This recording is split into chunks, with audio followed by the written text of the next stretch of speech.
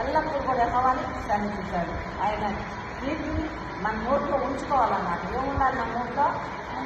ఆయన కీర్తి ఉండాలన్నమాట. యెహోవాని బట్టి నేను అతిశయించున్నాను, దీనులు దాన్ని విని సంతోషించదు. మనం యెహోవా దేవుని బట్టి సంతోషించలేదు. మనకంటే తక్కువగా ఉంటారు కదా దీనులు. వాళ్ళు ఏం చేస్తారంటే అన్ని పడ్డ దేవుని ధ్యానిస్తారు. మనల్ని బట్టి ఆయన వాళ్ళు కూడా సంతోషిస్తారంట.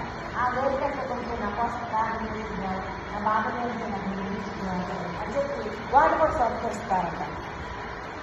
నాతో కూడి యెహోవాని గర్వచుంది. మనం ఏకంగా కూడి ఆయన నామను గొప్ప చేయాలి. ఎప్పుడు కూడా ఎక్కడైతే ఒక్కరైతే కూడి నా నామం ధ్యానిస్తారో వారి మధ్యలో నేను ఉంటానంటాడు. అందుకని దేవుడు ఏమంటున్నాడు, దావీదు మహారాజు ఏమంటున్నాడంటే నాతో కూడా యెహోవాని గర్వచుంది. మనము ఆయన ఏకంగా కూడి ఆయన నామాన్ని గొప్ప చేయాలి. మనం ఎప్పుడు కూడా ఏకంగా కూడి ఆయన్ని స్థుతించాలి. గట్టిపరచాలి. ఒక్కటైతే చేస్తే గట్టిపోవాలి. 10 గట్టిపరచడం నెలవేస్తున్నాం. మనం పెంచగలమా? పెంచలేదు. 10 మంది ప్రార్థన చేస్తే ఆ ప్రార్థన ప్రతిఫలం దేవుడు ఇస్తారన్నమాట.